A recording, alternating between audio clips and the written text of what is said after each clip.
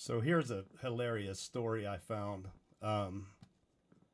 after Jon Stewart went on air the other day and made a complete fool of himself, pretending he doesn't know anything about property evaluations, tax assessments, anything like that, all in an effort to make Trump look bad, uh, look like he's some kind of criminal. So anyhow, this is hilarious. He was just bashing Trump the other day for his theft or fraud or whatever.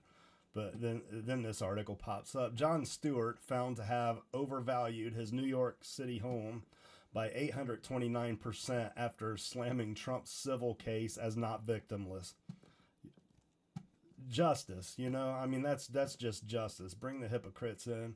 Jon Stewart is facing online backlash after the comedian opined on air this week that Donald Trump's civil real estate case overvaluing his properties was not victimless, when it turns out the price of a previous home sale finds Stewart doing the exact same thing, the Post has learned. On Monday night, Stewart, 61, unpacked Trump's $454 million appeal bond, calling out experts framing the former president's New York civil case as not causing direct harm to any one individual. The Daily Show host rolled a clip of CNN's Laura Coates interviewing Shark Tank star Kevin O'Leary, who commented that the ruling didn't go over well with the real estate industry that was now fretting over the possibility of being the next in the target. Yeah, Kevin O'Leary, I love Kevin O'Leary. He's been a great outspoken voice about this issue and uh, how wrong the ruling is, and how that's going to harm New York City. In case you haven't been paying attention, but he's everywhere now, just slamming the decision to uh, charge and convict Trump on this issue. Anyhow, Coates responds to O'Leary by highlighting Trump was found liable for falsifying business records in the second degree, issuing false financial statements, insurance fraud, and conspiracy, all due to asset inflation. Asset inflation. This is, again, like, I listen to some of these people talk, and it's like, are there this many people in America who don't understand how property, real estate loans and tax assessments and equity loans, mortgages, they don't understand how any of this works, because it certainly appears that way. God help us all if that's the case, and they're not just pretending out of their hate and ire for Trump. So in response, Stewart asked, how is he not this mad about overvaluations in the real world? Because they are not victimless crimes, he said. Foolish. To further his point, Stewart argued that money isn't infinite. A loan that goes to the liar doesn't go to someone who's giving a more honest evaluation. So the system becomes incentivized for corruption. Now, if you don't understand, and I don't understand a lot about economics, but one thing I've learned is that banks make their money by giving out loans. They want to give out loans because that's how they get money. That's how they put money. It's how they survive. So, yeah, they for Stewart to act like this, like this is some sort of holding back money from other people or what. It's just an absurd notion. It's an utterly ridiculous statement. Stewart also contended that failing to declare a higher market value on a property while paying taxes based on a lower assessed value constitutes fraudulent behavior. I don't know if this article will get into it, but what happens when you go to value your home, especially, I don't know if you ever had an equity loan, but you're going to offer the highest amount that you think your home is worth, or that you think you could get from your home on the market.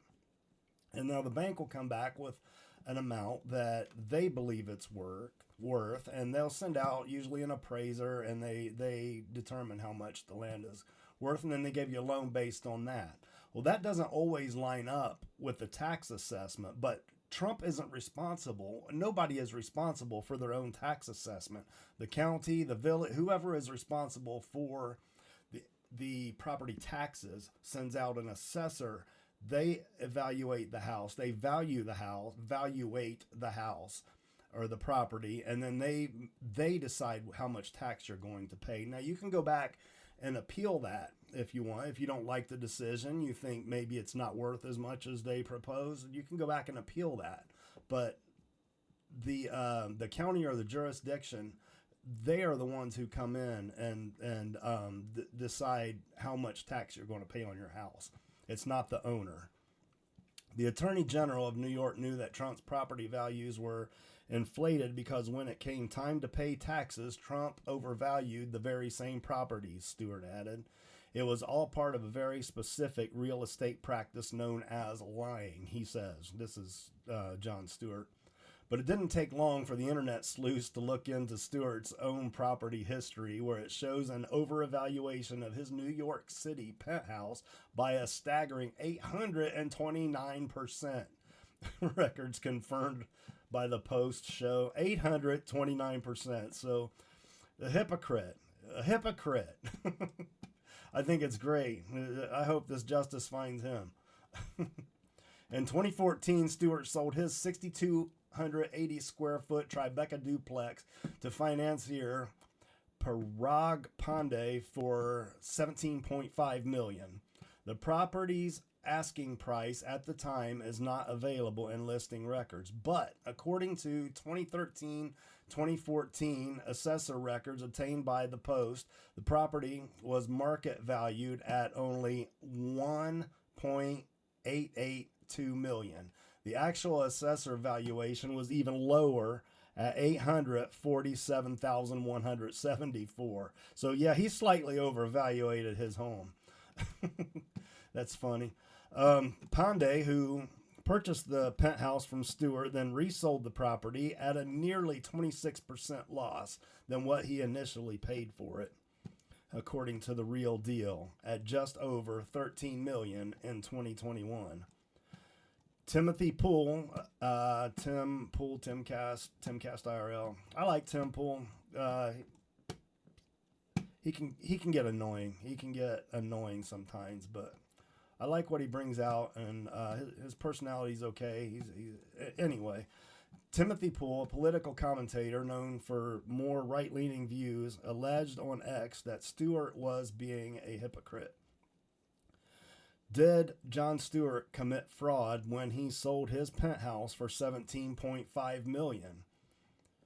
New York listed its market value at $1.8 million, and AV assessed value, I don't know, at around $800,000. I'm not sure what AV is. Who did he defraud? I am shocked, he wrote. This is right in Letitia James' jurisdiction. I look forward to the grand jury indictment, a user quipped in response to that tweet. Of course he's joking, because Letitia James isn't going to indict anyone except Trump. None of this was ever about anyone except Trump. And what is it? The Governor Hochul essentially said the same thing. No one else has anything else to fear. This was just about this. It was just about Trump, which should tell everyone that's a political hit job. It's just a political hit job. Stewart's reps did not respond to the Post request for comment.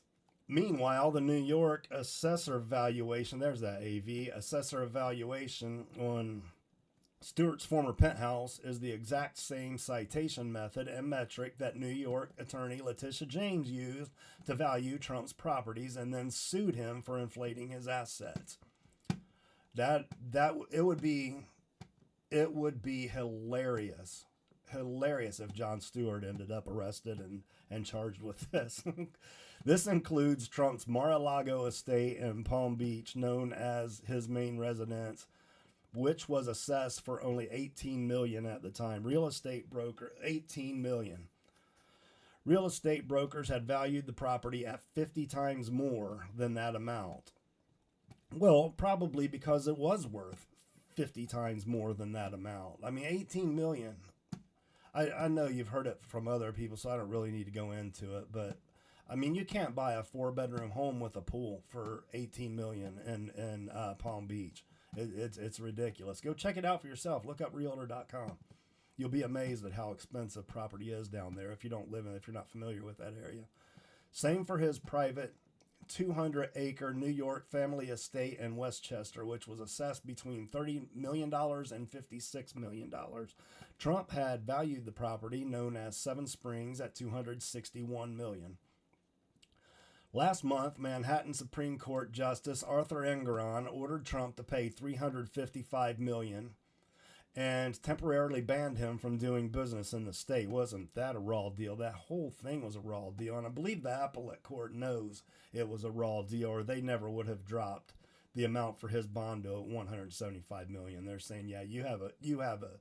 By them doing that, they're saying, yes, we believe you have a pretty good case on appeal here. So I look for that whole thing to be overturned. I don't know what's going to happen, but the $355 million, it's just an absurd amount. Temporarily banned him from doing business in the state, relying heavily on the assessed valuations of the properties to determine the ruling. The $454 million bond to appeal the ruling marks the highest bond ever recorded in United States history against a single individual.